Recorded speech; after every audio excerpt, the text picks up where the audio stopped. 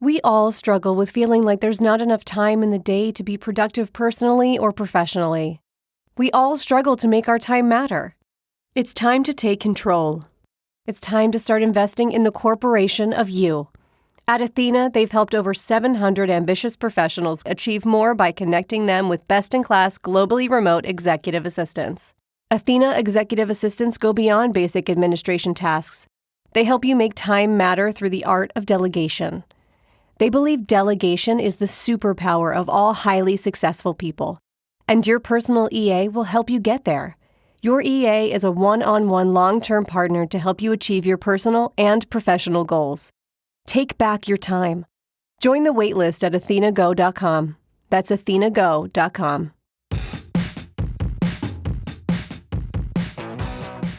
Hey folks, it's Matt Zachary, and welcome to Vax On, a weekly segment of my podcast, Out of Patience, right here on the OffScrip Media Network. Hey, I'm Elura Nanos. I'm a lawyer, a journalist, a mom of a teenage narcoleptic, and a professional big mouth. Lou and I go back 30 years as best friends, and we're here to have fun and bring you a layperson's guide to what the hell just happened this week in healthcare as America gets its Vax on and shows COVID the door. Matt gets me. He knows I'm tired, annoyed, and sometimes pushed to the brink by the intense chaos of our lives right now. We're here together to learn, complain, and include you in the conversation. So join us on Twitter at VaxOnPod and share your stories and grievances using the hashtag VaxOn. Conspiracy theorists and haters shall be neutralized on sight. All right, Matt, let's get at it. Matt, happy Vax On Day. Hello, Elura. Happy Vax On Day to you as well. I'm very happy to be talking to you. What's going on in your life this week? We got a dog. Oh, that's right. You got the cutest dog ever. So we have decided it is not a pandemic puppy because the pandemic, at least in our minds, is over. And the earth is perfectly back to normal. There's nothing wrong. We could stop the show right now. And you definitely feel like things are starting to get back to normal. So we should definitely introduce a puppy to come and like fuck up everything about our lives. Yeah, like just the moment things were getting normal again, let's fuck it up. But your kids must be so happy. They're very happy. Exceedingly happy. And my wife is happy. You know, this is kind of like people got puppies during the pandemic for like mental health therapy because they were bored as fuck and needed something to do. We have plenty to do, but now we wanted to add a puppy to the mix and the kids are happy. Okay. So get back to me when the puppy starts eating up your shoes and stuff. Oh, it did already. Day one, like the rug is gone. Puppies give me stress, I have to tell you. Well, it's nothing against dogs. It's just that I look at them and I'm like, oh, that's a lot of work. Well, we had a dog growing up, but when I was born, he was 5. So like You had a dog growing up? Yeah. He died. We put him to sleep when I was 13, but he was like 18 right before years you old. met me. Yeah, before I met you, like in 7th grade, we put him to sleep because he was like 18 years old and had everything. Literally, you name the thing a dog can get, he had it. And then we just had to put him down because of, empathy and all that. But he was a great dog. He was a mix of like 75 different, it was a mutt and he was like 9 dogs in one. So he was great. But I didn't raise him as a puppy. He was, by the time I knew what dogs were, he was already 10.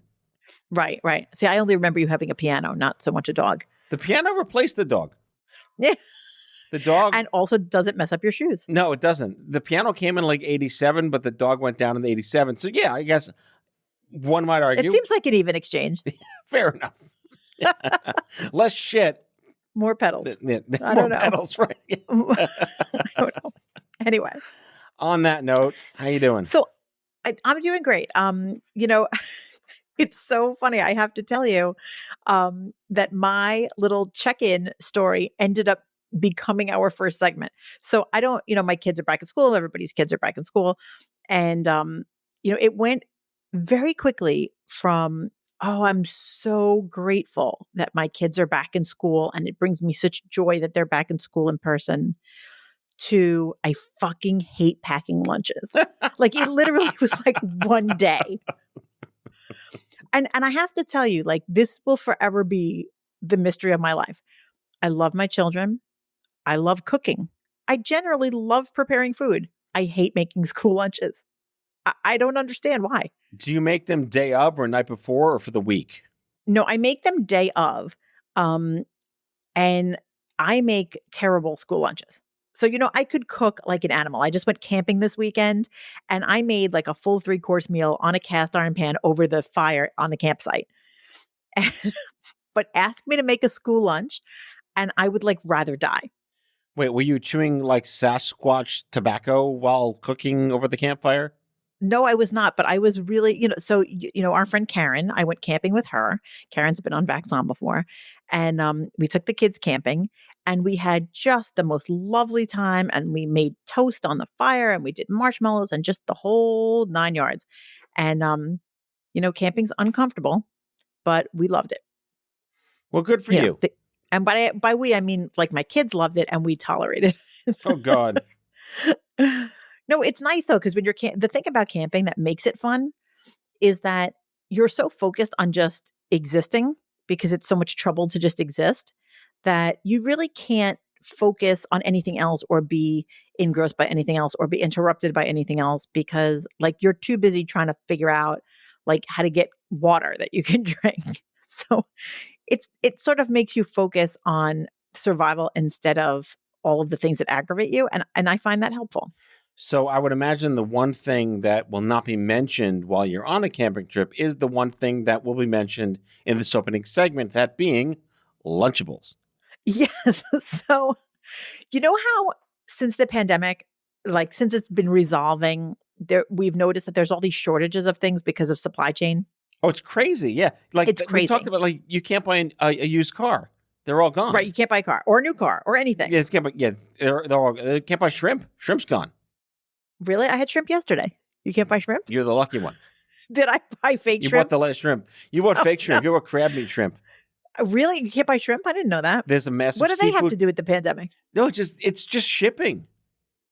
It's shipping. So let me tell you. I don't know if you know this, but this is like confession time at Vax On.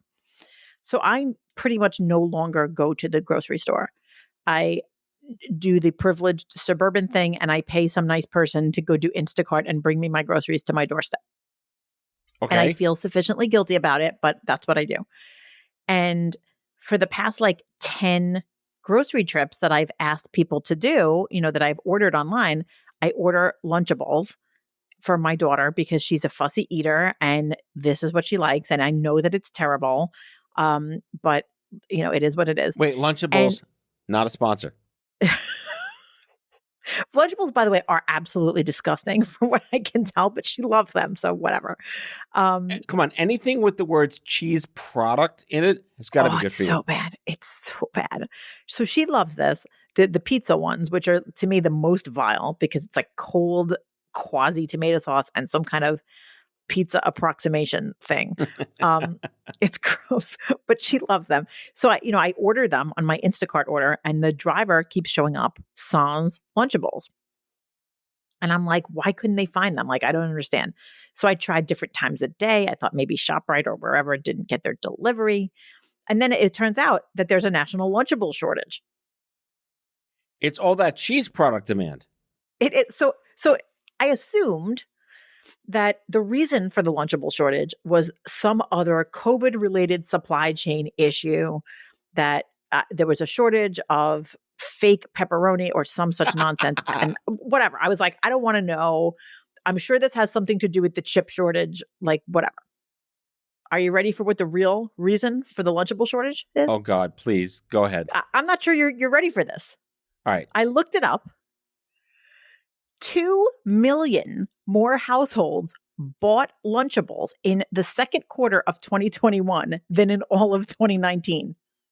Wait. So that many more moms said, fuck it, we're going Lunchables? Yes. Or dads. Yeah. It was not a supply chain issue at all.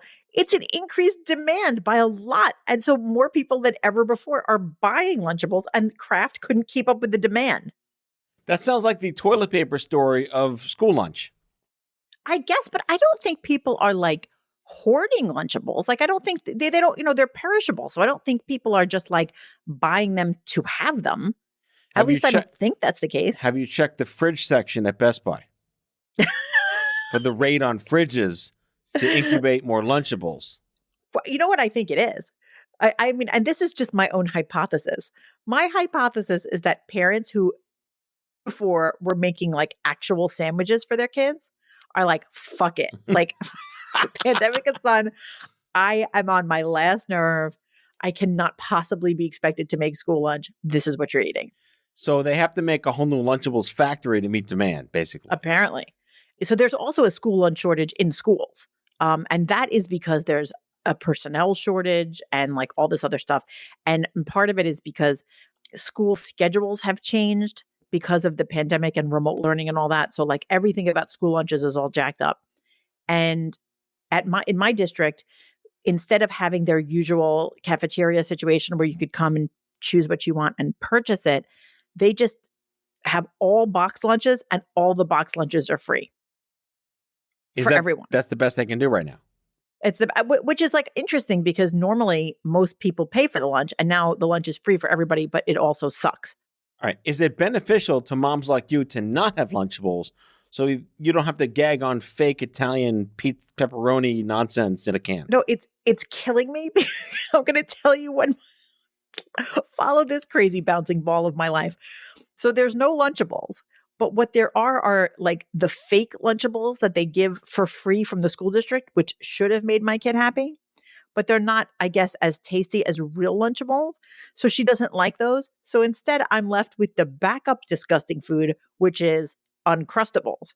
Which is like, wait, so Lunchables. In the ecosystem of degradation, there's Lunchables, Schmunchables, and then Uncrustables, right? Yes. Okay. Yes. And I mean, this is like serious confession time that I'm allowing my child to eat this because the Uncrustables are by no means sandwiches. Like, it is the illusion of food. Yeah, it's like, it reminds me of like whenever you watch those futuristic movies and the people just eat like nutrition pellets and you're like, yuck, that's exactly what they look like. So it says there's peanut butter and jelly in there, but it really is more of a nutritional goop. Yeah, I don't know what it is, but like, so that's where we are right now. And every day I'm like, how about like a turkey sandwich? And my daughter's like, forget that. I'm not eating that. And I'm also not eating the free one. You have to buy the Lunchables that aren't going to be on the shelves. So like every day we'd play like the Lunchable lottery that I order them. And then I just like cross my fingers and wait to see if they show up. Where do pizza rolls fall in this line of succession? What are pizza rolls? What? All right. Goodbye, folks. Elura and I are no longer friends. I don't know what pizza rolls are. All right. That's going to be a whole other episode educating you on my life in the land of pizza rolls in the 1980s, which have never gone away. Tostinos for the win.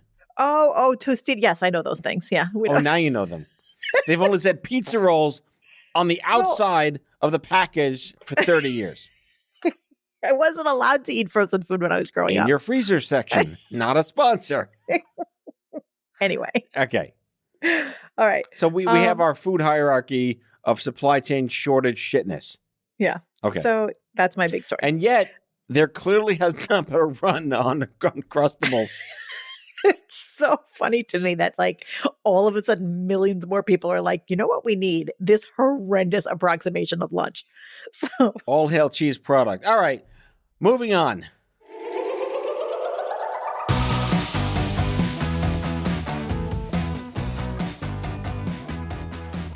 there's like good news in the world of COVID pharmaceuticals. Did you know this? I just found out about this COVID pill. Do you know about it? Is it a suppository? Oh God, I didn't ask that. Okay. You got to do your diligence. You're a lawyer. No, so Merck is making a pill to treat COVID. And you know, it's interesting. We put so much effort and time and mental energy into vaccines that it's almost like there's been very little conversation about what to do to treat COVID. And like, hey, there are antiviral drugs out there, and Merck is coming up with a pill that's an antiviral aimed at COVID. What Merck is saying is happening is that early results showed that patients who got this drug cut their COVID symptoms in half within 5 days. So that's is this something you get if you're in the hospital, or something you can take once your symptoms start? I think it's something you can take once your symptoms start. So like kind of like they're like Tamiflu.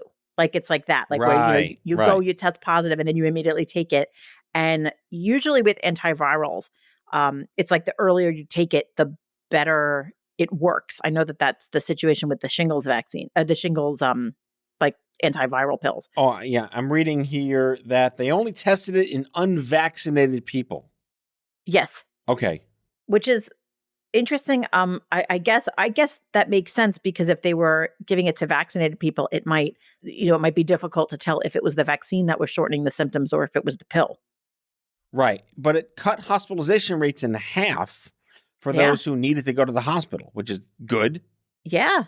This medication is called, let me see if I can say it, molnupiravir. That's a really awkward name. That's like 8 syllables. Dear Pharma. Who's naming this shit? Like, I guess that's not the, that's not the what is it called? Molnupiravir.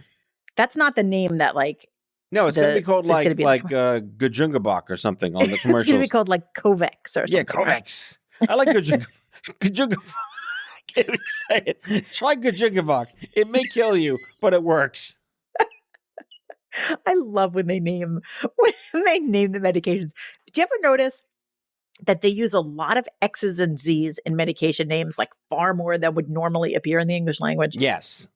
I don't know who decided, like, throw a Z in there. That makes it sound like Or it's mess medical. with the Z, like Zeljans. Again, not a sponsor. How the fuck do you spell Zeljans? That's a lot of Z's. It's a lot of J's and Z's, yeah. But it's kind of like use all those sounds that don't appear as much in English, and like somebody will believe that it sounds medical. Yes. Like call it jujubism. Put the joie in there somewhere. It'll roll off the tongue on the TV commercials. So funny. And then so like I'm like imagining that soon we're going to be living in the land of some lady with white hair dancing through a field of poppies while she takes her Zujamax and doesn't have COVID anymore. Zujamax. Not for use with people that are taking Zujamax. May cause. Anyway, Because but like that's good news though, right? Zujamax-itis. But I mean, it's funny, like we're thinking so much about the vaccines. It kind of, I completely forgot to pay attention to, all right, well, what happens if you get it? I mean, certainly if they got a pill that made COVID not a big issue, then it wouldn't be as big of an issue anymore. So that's helpful, right? This opens up a Pandora's box that we could probably talk about next week and the following weeks about how this will be the excuse anti-vaxxers use to not get vaccinated. Oh, I won't die now, likely. I'll just take the Zujamax. Meanwhile, you're going to kill someone else, which defeats the whole purpose of getting vaccinated. Right. Like get vaccinated, but then have this as a backup. And by the way, I thought this would be a perfect time for our Sir Moment, because wait till you hear what the doctors have to say about this. Oh, are you ready? So wait, doctors are aware of the Merck pill? Kidding. I hope they'd be aware of the Merck pill. Not a suppository. Apparently. I mean, I did not ask them exactly where you put the pill. I feel like... But like, we will poll them. 1.3 million doctors. Do you know where you put the... Like, I feel like it's almost like an odd... If it were a suppository, it'd be an ironic punishment for the anti-vaxxers. We can save your life, but it goes in a different hole.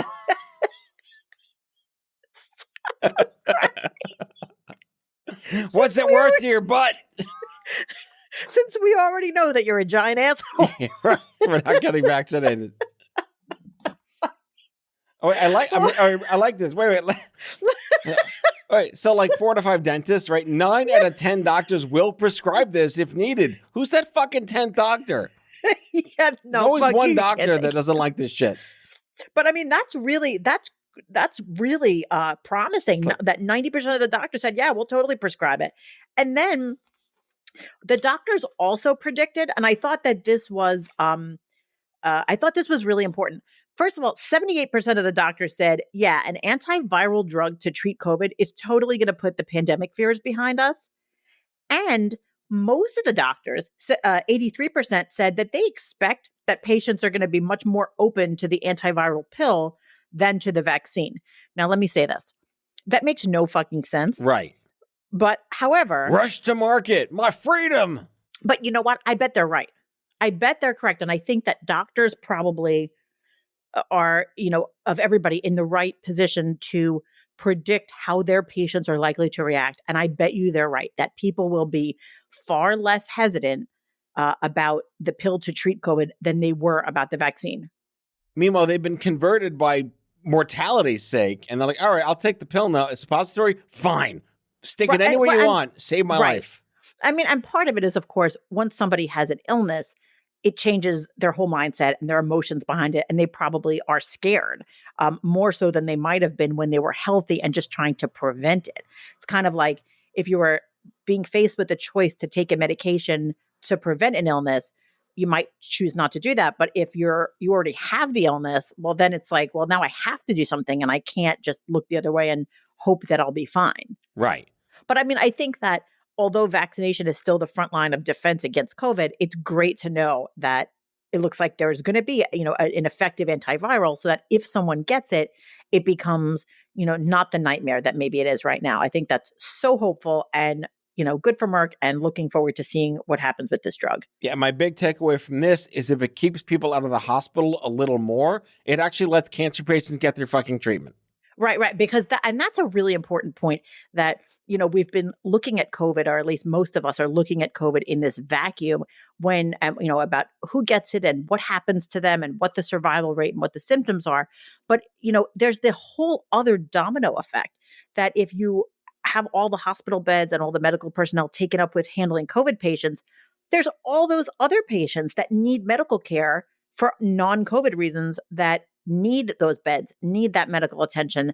And it's really important to stay the fuck out of the hospital.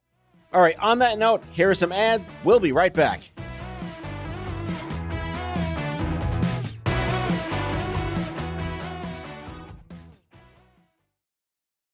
Has your chronic illness made it difficult to continue working in the traditional way? Want to learn how to find and create flexible remote work that both accommodates your chronic illness and generates an income?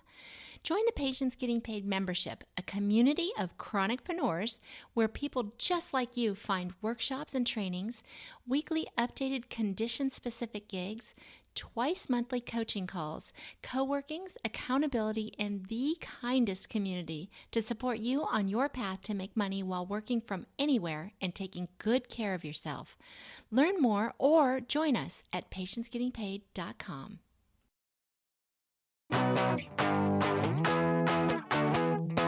And we're back. So, Matt, where are you on Planet Booster? I think there's still a lot of, we're in the know. We do our best here at OffScrip Media, all the rife journalism and fantastic research, but I still feel it's just wildly confusing to even the educated consumer. Yeah. So are you a Pfizer person or a Moderna person? I am a Moderna person. Oh, so you're in the same boat as I am, which is that we cannot even get boosters yet. Not yet, no. But that's the confusion, right? Can I get the Pfizer booster if I have Moderna? Right. Can you put my chocolate in your peanut butter? Right. But so it looks like they're saying, like the CDC seems to be saying you should not be mixing and matching. I think they're saying that is what it is. Don't cross the streams. And Moderna, by the way, just recently applied for the emergency use authorization for their booster earlier this month. So what I expect to happen is that within a few weeks, the FDA is going to give that emergency use authorization to the Moderna booster, and then we'll all go get the Moderna booster, right? Right, because I think they said, 8 months out? I got mine the end of January, so I'm getting close to that, magic day of getting Right, because we're vaccine twins, right? We got it on the same day. Yes, late January and then mid-February, or whatever that was. Yes. Yeah. And I think you have to go from the second date. Right, the second day. So, whatever mid-February, 8 months later is, we'll follow the science, which everyone should do, and, get it when we can. But you're right. If it ain't there, it ain't there. And if they say don't cross the streams and get the Pfizer, if you have the Moderna, there you go. So, and there seems like there's a lot of discussion about what would happen if you had the Johnson & Johnson vaccine and then got an mRNA booster, and would that work? And because Johnson & Johnson works with a different medical technology. So there's a lot of kind of confusion about it. It doesn't seem like anyone is suggesting that if you mixed and matched, it would harm you. But it does sound like they don't exactly know because, they're not studying people who have done that because it's not recommended. I'm digging a pool in my backyard. I'm filling it with ivermectin, and I'm taking a dump right in there, right in the pool of ivermectin. Then I'm going to swim in that shit, literally, and that's going to cure me for life of everything because Joe Rogan said it. And that's who we listen to Yes. here at Vax On. So there's a doctor at Johns Hopkins who says there's no immunological reason to think that mixing the two mRNA vaccines, so Pfizer and Moderna, would be problematic because they're similar. It's just like they don't know.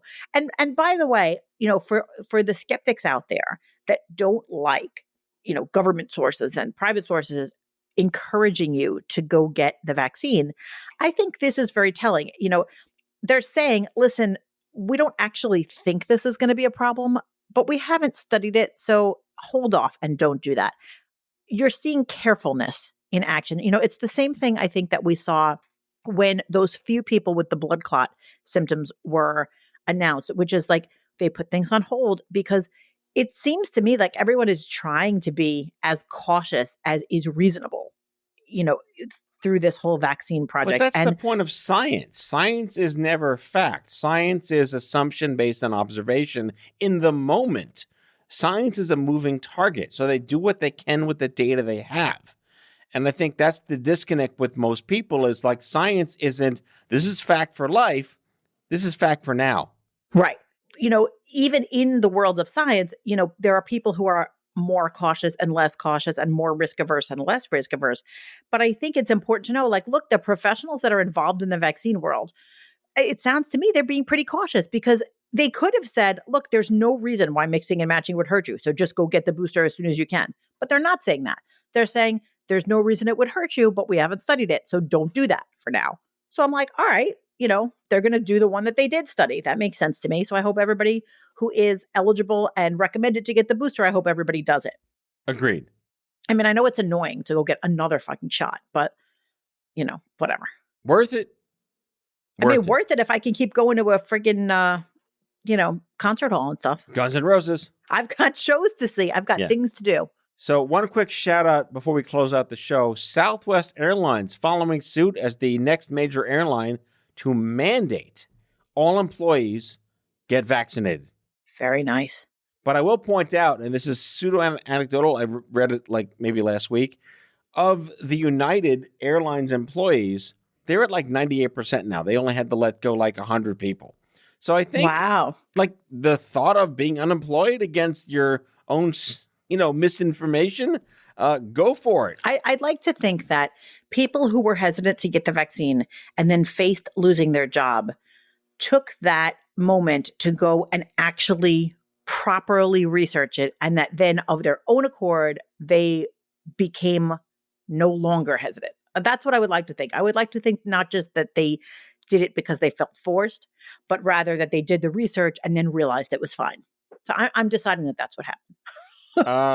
Okay, proactively coerced in all the best ways. I mean, maybe. But I mean, Southwest, good job. Maybe someday Southwest will be on friggin' Travelocity and Expedia. Right. Until then, we just know that we're safe. Southwest, not a sponsor. Cheese product, yes, a sponsor. On that note, everyone, enjoy your Lunchables this week. Have no guilt about it. Drink that cold, gross, congealed fake tomato sauce on that weird, slimy cracker and call it lunch. Lunchables, not a sponsor. See you next week, folks.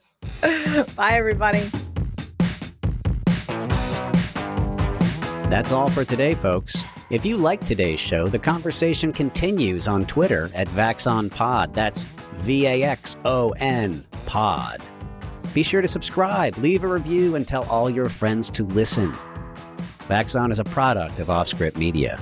Our executive producers are Matthew Zachary and Elura Nanos. Our senior producers are Brianna Seeley and Andrew McDowell. It is mixed and edited by Brianna Seeley. Our theme music is by Chair Model. For advertising and media inquiries, email media@offscrip.com. Hit us up at contact@offscrip.com to share comments, feedback, and make recommendations. For more information, visit offscrip.com.